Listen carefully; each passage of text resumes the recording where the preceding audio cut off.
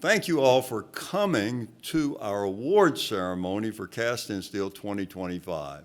It's been a marvelous new way of doing the competition. Actually doing qualifying rounds and preparing it for a TV series has been really both a challenge and a joy. And I have to admit that we had tremendous help doing this. So I'd like first to give a round of applause to Luke Ellis and the studio for doing such a terrific job of working with us to capture our competition on film. So let's give them a round of applause.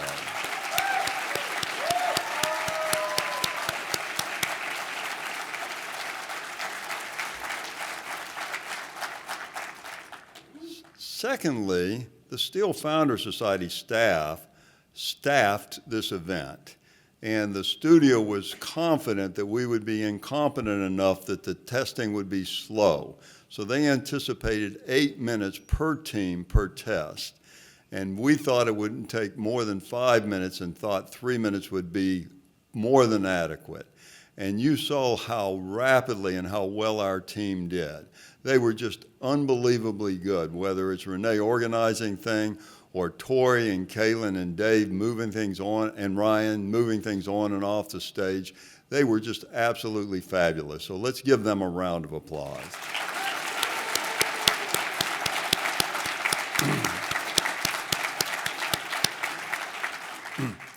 I hope all of you who are students took the time and made the effort to engage all of our judges, both the performance judges and subject matter judges. They are fantastic people who are really bright and capable and excited about you and about helping you understand what we do. And often they're the kinds of people you want to become. So you should spend a little time talking to them. They will almost all be here for a little time after we finish giving the awards recognition. And if you haven't had the chance, you should talk to them. And if you want a picture with them, we'll try to make sure that we have plenty of time afterwards for the team to get together with any of the judges and get a picture made. Because we know that you really would appreciate that. So let's give the judges all a big hand.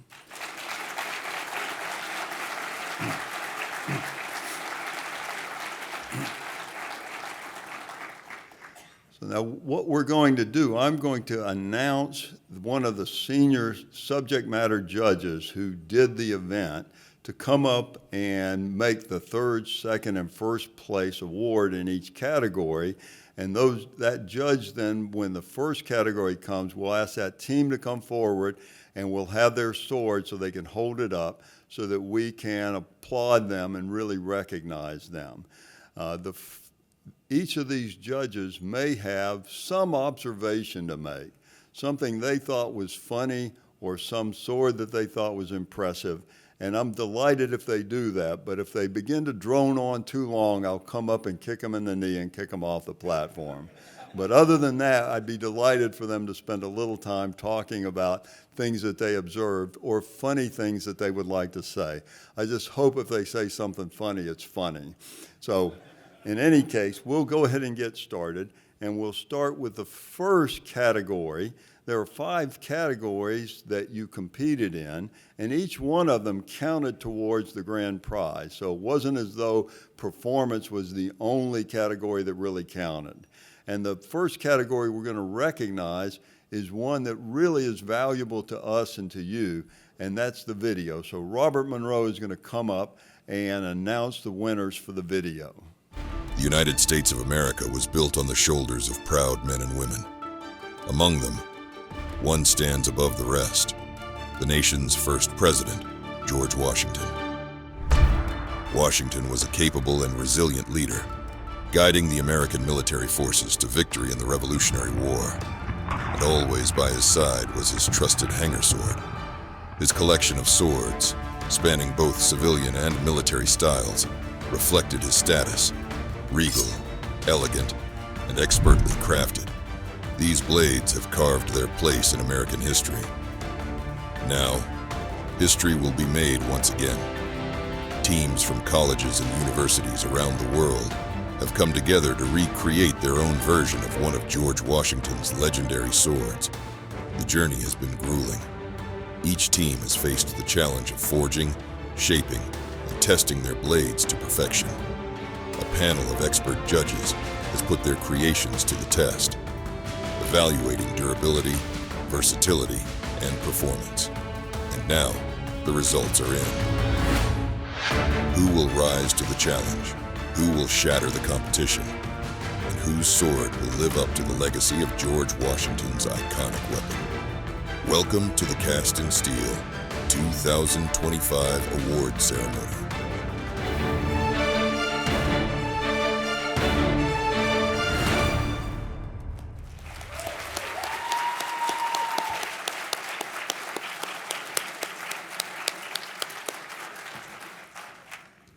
So now for the video. Robert.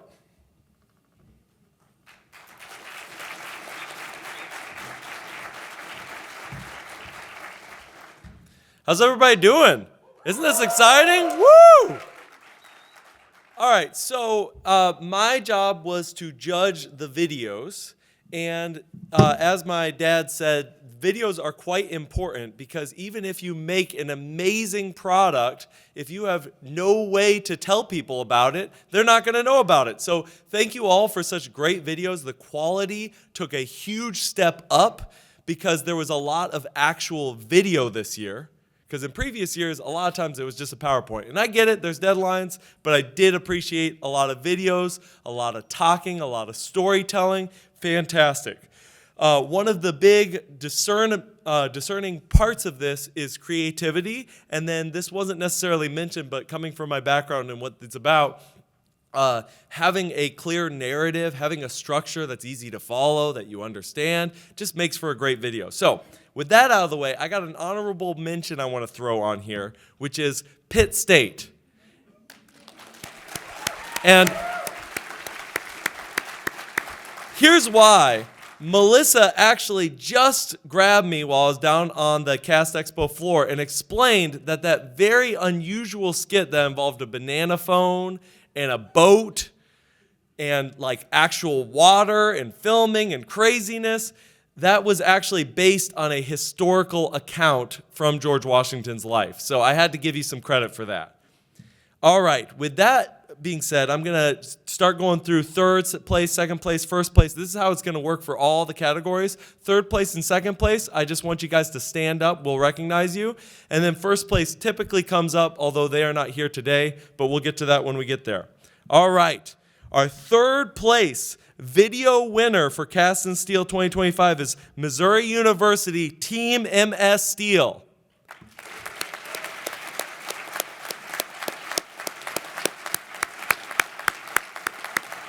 What I thought was fantastic about your video is that you did not shy away from the uncomfortable failures in the process, but you actually leaned into it. They used it as a narrative device.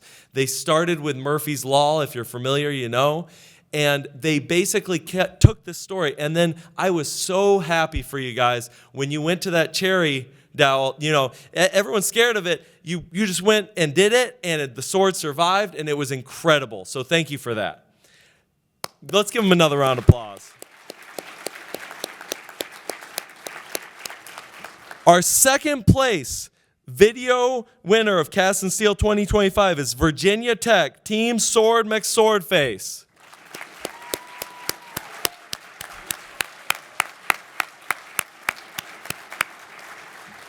Coming from the entertainment industry, this was the best executed in many ways. It had that easy breezy vlog style that is so popular right now. I could have seen this just on somebody's big YouTube channel. It was fantastically done. And I think as well, on top of that, everyone was in it just talking in a normal way. It's so hard to be comfortable on camera, and you guys just nailed it, and it was fun to watch. So great job.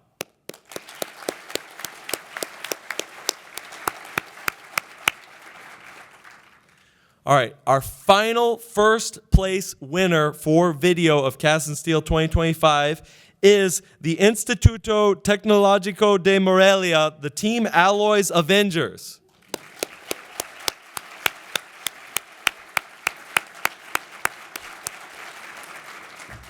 although they were not here to make it, I hope you're on the live stream watching this, so congratulations. Let me just say a couple things that made this video really stand out. The first is they really knew how to use modern tools. You know, 5-10 years ago, you could pull out your iPhone. These days, you can use AI and other editing tools to make that workload a lot more manageable and use it to great effect and get a much higher production value product. For all of those that you watched that video, you can see it had that standout quality that was quite impressive. The other thing that I really liked about it is a lot of teams tried to segment the historical part of the presentation with the process of making the thing. And what I thought was really unique about this video is they actually combined it in one and told one nice cohesive line of communication all the way throughout. And so thank you so much for all the videos you made. You guys did awesome. And one more round of applause for the first place winner.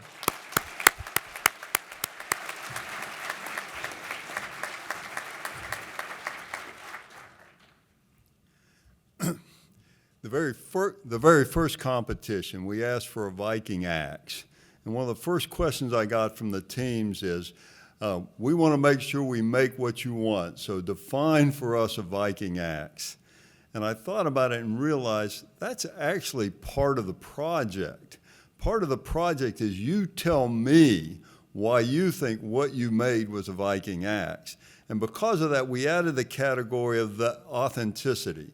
Which one really shines out as being authentic in terms of matching what a George Washington sword would be?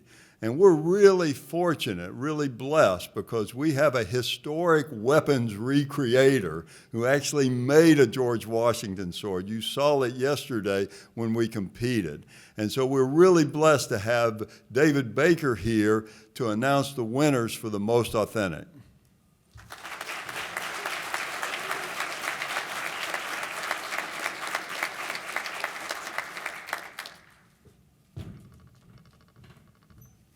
Hey, gang. I get up here and I start getting emotional because what you guys put into these swords, what you guys put into this competition, what you guys put into this production that we're trying to build is amazing. Your energy, your hard work, all these things came together to create an amazing competition this year. I'm really proud of you. Give yourselves a round of applause.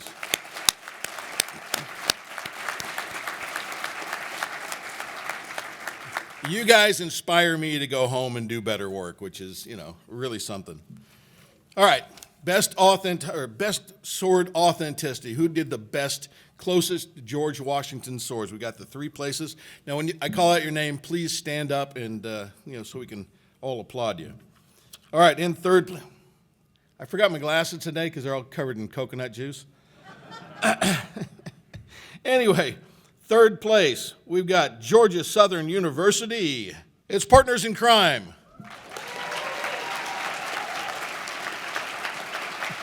All right, guys. Second place, we've got Trine University, the Foundry and Freedom. Really love that sword. And first place for authenticity, we've got the University of Wisconsin-Platteville, Pouring Pioneers. Way to go, guys. Pouring Pioneers, you guys come up here.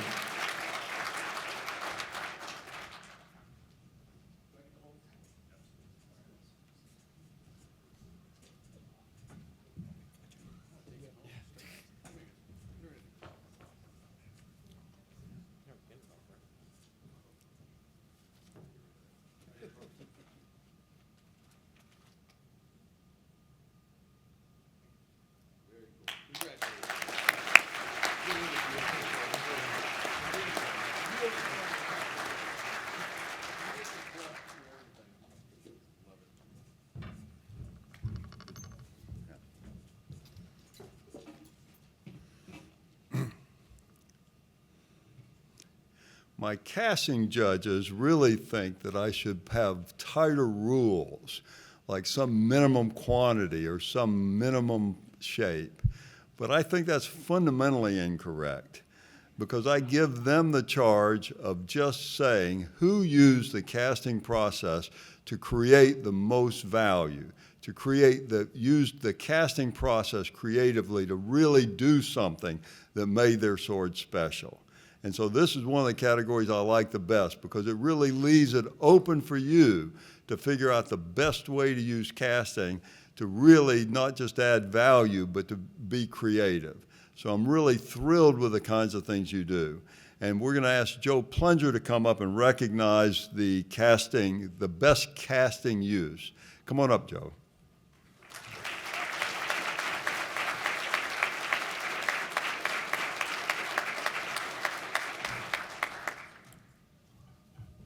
I'm sure a lot of you also recognize me from testing.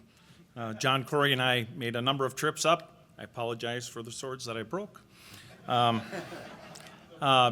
Corey and Sean Evans and I were the group who was looking at the best casting. Raymond described our task. We saw a lot of really nice, interesting approaches to casting, great uses of the process, some innovations. I've got some notes I'm taking back, in fact, to look at some things.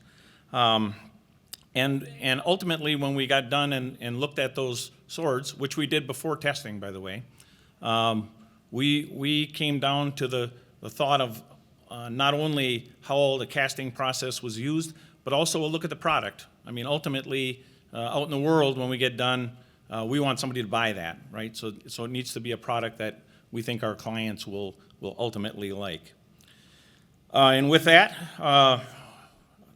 third place for best casting in the 2025 Cast in Steel is Trine University's Foundry of Freedom.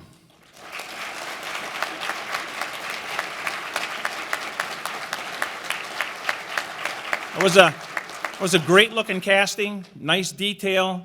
One really interesting thing about this is a really tough geometry, right? Tough to cast, and these guys did it in green sand.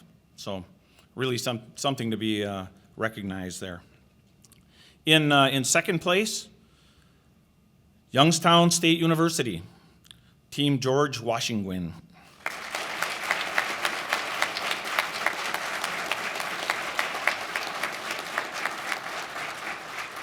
This was another team that did some really innovative things with their casting. They described it as their crack pipe mold design, right? The way that they cast the part.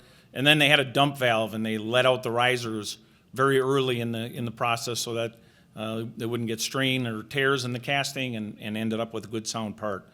And then later cast the handle onto the blade. So really, again, a very nice, unique approach to the casting process. And in first place, Georgia Southern University, Partners in Crime.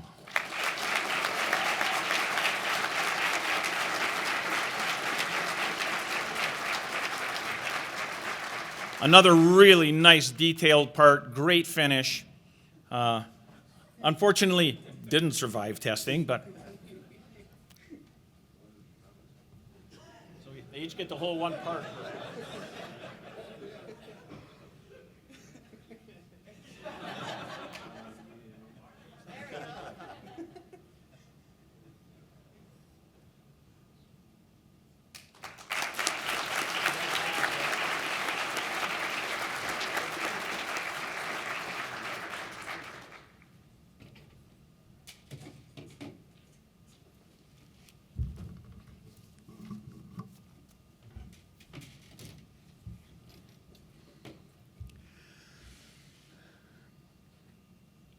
One of the really highly ranking categories is the technical report. We limit it to 30 pages. And I have to tell you that when we started, the judges told me 6, 7 years ago that it was relatively easy. You could look through the reports, and there were only 3 or 4 that you really needed to read carefully, because the rest weren't that well written. Now they tell me it takes them 2 days, because they have to read each report really carefully and do an internal scoring just to be able to make a differentiation between the tops and the not top technical reports. So you've done an outstanding job these days in really writing the technical report. And so John Corey is going to come up and recognize the best technical report.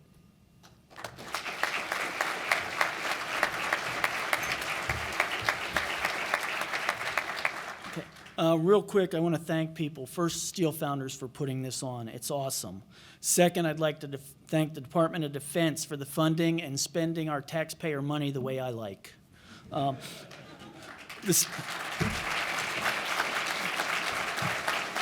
The sponsor companies who sponsored you, the ones I can remember I've been thanking as I went around the show. If they're here, please thank them.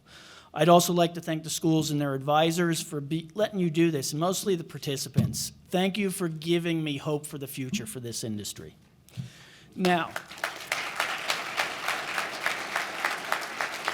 things I learned during this. Our failure rate was about 1/3, and I was doing math this morning. What I discovered is forgings and castings each suffered the same percentage of failures pretty much, within a little range. So castings are good even in a forged product. Failures, most of what we saw was cracks. Different types, you don't really want to jump to a conclusion what they were, but 80% of them were in our low alloy steels. So what do? We quench them. Y'all learned something. Be careful with the quenching. Students, what did you learn? I think you learned about foundries. We all don't pour the alloys you might want to pour the sword out of. So you got to find other people. Get out there, meet them. We don't necessarily pour them when you are ready. Plan in advance. And we're all willing to work with you. Just work with us. Contact us. Stay in touch. Work with as many people as you can. Start your network. This is how you're going to solve problems and get to know people in the future. For those that had trouble with funding, start early. Ask your local AFS chapter. Ask your school, which is actually a financial institution. They have a lot more money than the rest of us. And for those of you who will be back next year, start planning tomorrow. If you ever hear a team that wins a championship, what do? They start planning for the next season tomorrow. They'll celebrate tonight. So I also have, last couple years, given out a fun no prize award. This is just my favorite music from the video. And I got to tell you, I was Yankee Doodle dandied to death by a lot of the music, which is great. I'm a very patriotic person, but this is the steel industry. We do a little more. In third place, I have University of Dayton with their Phil Collins in the air. Who doesn't do the air drums in that? So that was number 3. Number 2, Cal Poly Pomona, the Vanguard team. Killers, excellent music. It talks steel. And yes, I am old, but I still know the Killers. But number 1, believe it or not, I used to have hair, and University of Tennessee, Knoxville used Motley Crue. Rock and roll is the steel industry.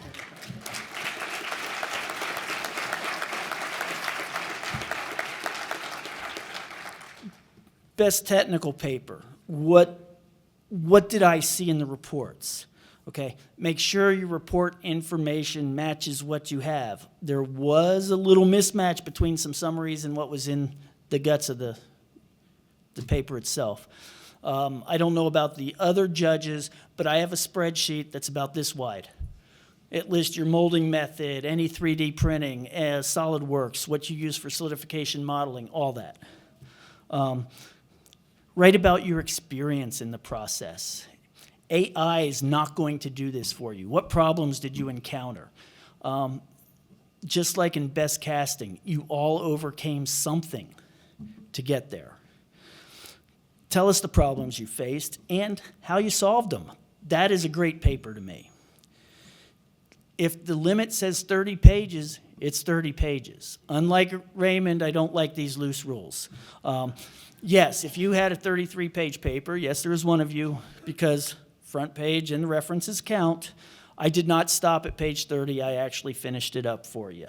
But if you are a little over on something, say your PEL, OSHA or the EPA is not going to forgive you. That's why if you have a limit, and this is where Raymond and I differ a little bit, you got to stay within that. So for best technical report, third place team, please stand. Trine University, Foundry of Freedom.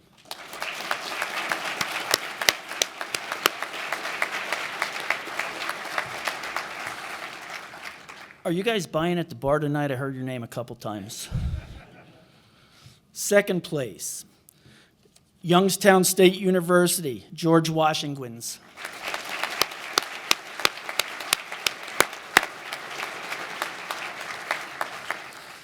And what I will say is that the difference between second place and first place, if you had a tolerance of a millimeter, plus or minus millimeter, it was within that. It was very close.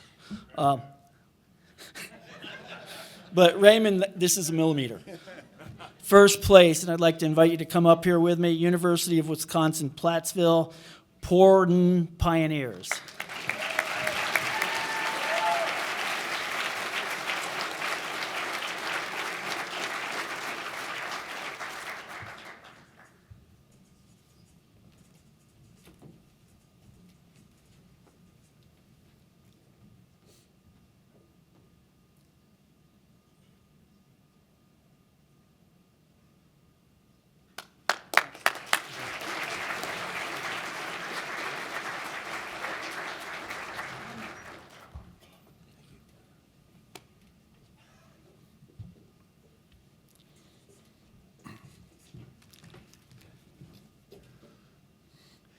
I'd be interested afterwards for some of you to tell me whether or not it was more fun to make the sword, or was the performance testing, the testing you did, the most fun of the whole event. I really enjoy seeing the testing, and it's really thrilling, exciting, and excruciating, especially when the swords break. So it's really just a tremendous, wonderful event to really see. We make parts, but our parts get used, and when they break, that's a failure, but we need to learn from failure. And so we really should see every product we make as a success. Some of them are used and meet all the expectations. Others are things that we learn from. So that's really critical. Having said that, I want to bring Ben Abbott up, who's been our judge from the very beginning, to really recognize the performance awards and the other things that he observed. So come on up, Ben.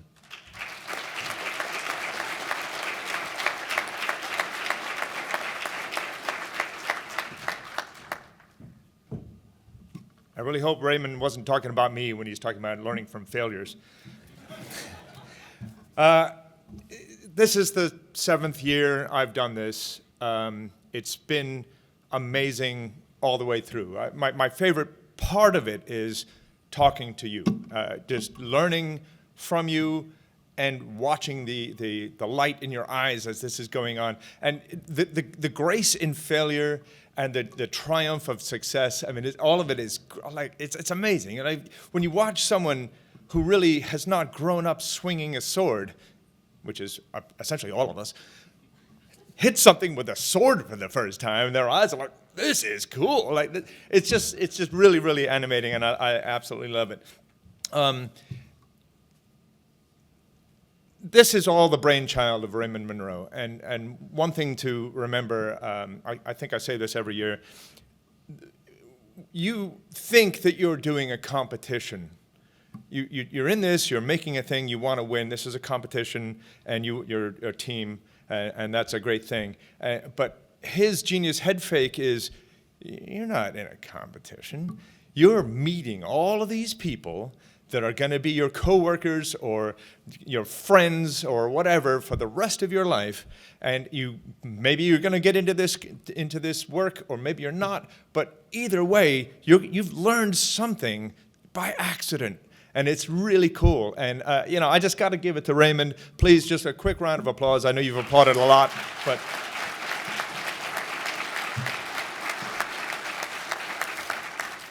So one of the things I did since the beginning, a little cheeky little thing I like to do is I like to give this sort of the little awards, the most likely to succeed or whatever kind of thing. Let me turn this around. So I'm going to start with two. Hello? Yeah. I'm going to start with 2 awards that are based on Lord of the Rings, because this is a sword thing. So the first award is the Galadriel Award, which is the most pretty, elven, amazing-looking sword, and that certainly goes to the Vernon Vanguard from Cal Poly Pomona. And that thing, it was just gorgeous. It was a really beautiful sword.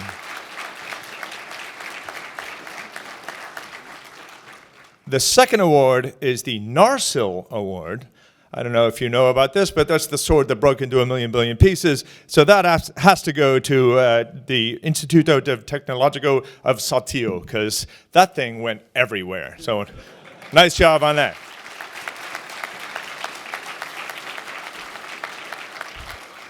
Speaking of weapons that broke in testing, there's one award I call the Saw That Coming Award. And that goes to the George Washington Carvers for their sawback sword that broke right at the saw. We all saw that coming.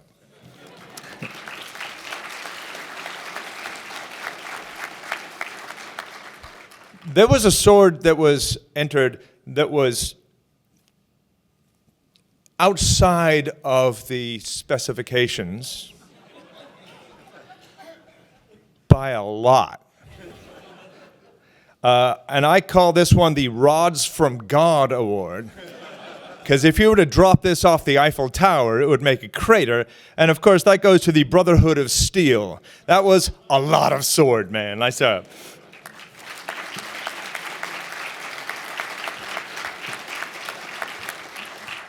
I'll do the next ones quickly. I have the Flashy Ninja Award for the Broncos Are Coming, because of their black mirror polish. You'd never see that sword coming.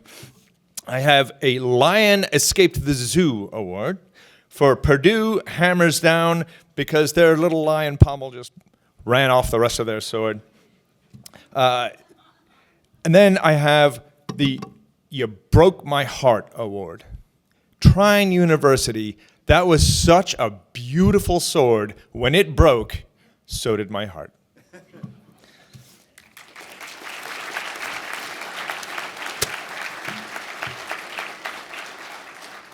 Now, I know we always announce the grand winner right after the performance testing, so it kind of seems like all of this meant nothing except for the performance testing, and that's not actually true.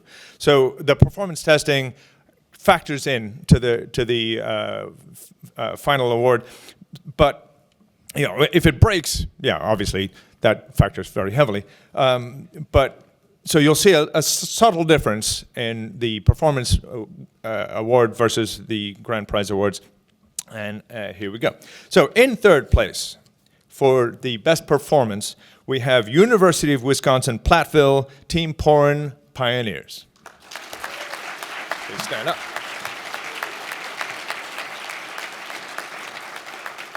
Their sword was super light and fast and sharp, but it took a little bend, so it couldn't, it didn't perform as well as it possibly could. Second place, we have Pittsburgh State University, the Silverback Swords.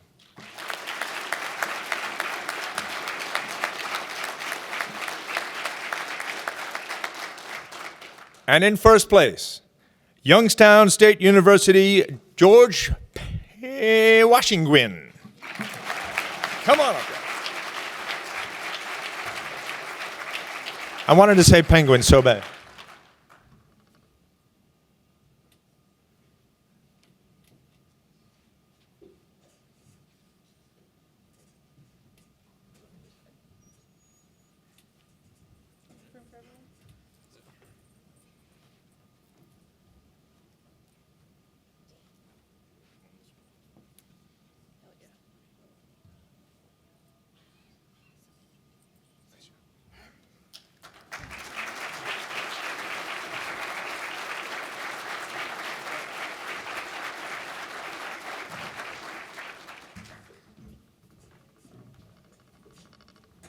Police my trash.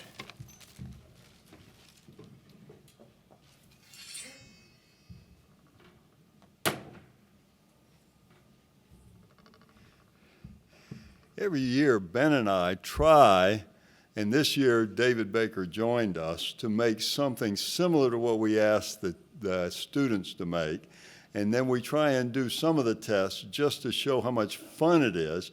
And we really enjoy making it. So Ben called me up a couple of weeks ago and said, are we doing that? And David Baker and I had already talked and said yes. And I had my sword cast in investment casting. And we did the competition. And I threatened and warned the judges not to count the fact that mine was cast against them. But they denied me. but it was great because Ben was up here for performance, and I won the performance testing for the adults. So.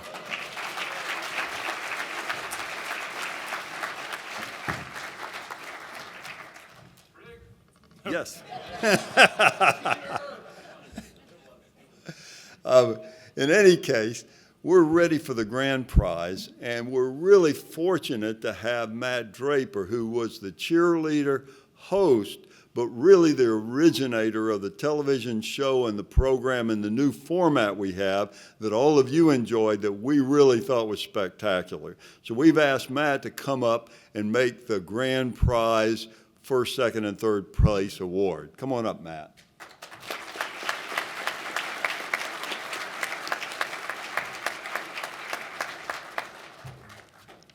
I know you're all in suspense about this one.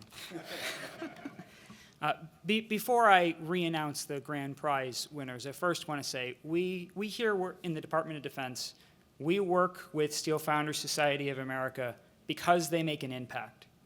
They make an impact on this industry every single day in little ways that many of you probably don't understand, in bigger ways, things like the Steel Performance Initiative. They have advanced the state of technology in our field. They have moved us towards automation.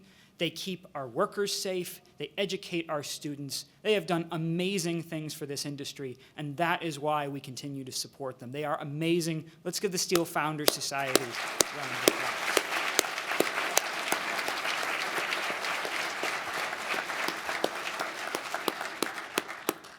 And second, again, before we begin, I'll steal some of Ben's words a little bit.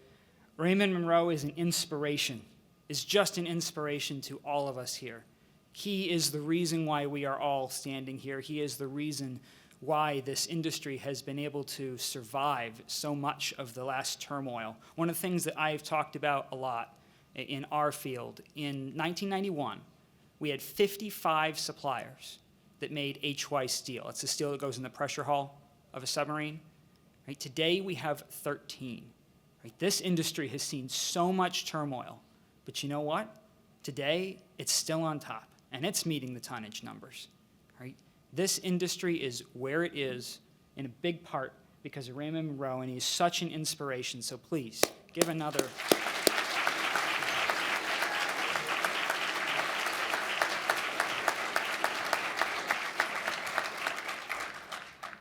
All right, now I will re-announce the grand prize winners. First in third place, Pittsburgh State University, the Silverback Swords. Please stand up.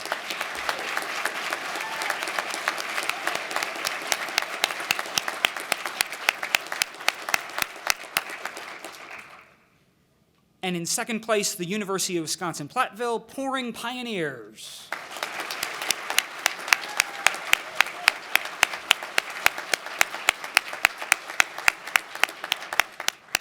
And before I talk about the first place team again, something that I want you all to recognize as you are thinking about next year, this team, you've heard them called up to the stage already before, you've heard them called for multiple awards already throughout the course of the day. This team, as well as several that came in top of performance and that I just talked about, they didn't just do well in performance. Right? The team that won had one of the best technical reports. The team that won had one of the best uses of the casting process. They won because they were a well-rounded team, and their submission met all of the marks and all of the metrics. So as all the rest of the teams that are looking to compete against them next year are thinking through what do you need to do, they thought through everything.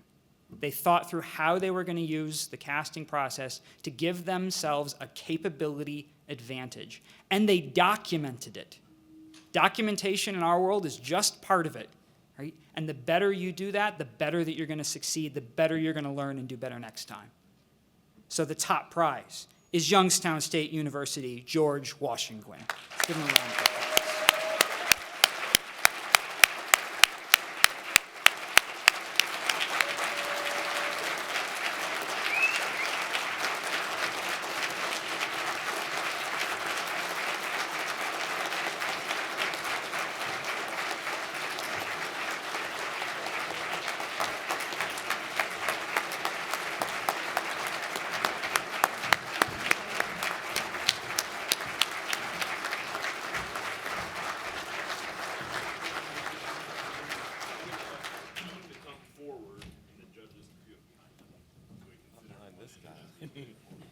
next, not behind.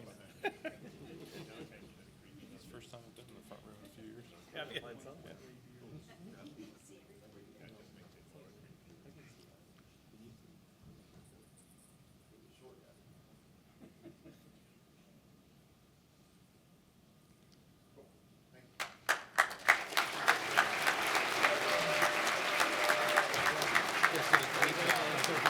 Congratulations again. Congratulations again. Yes.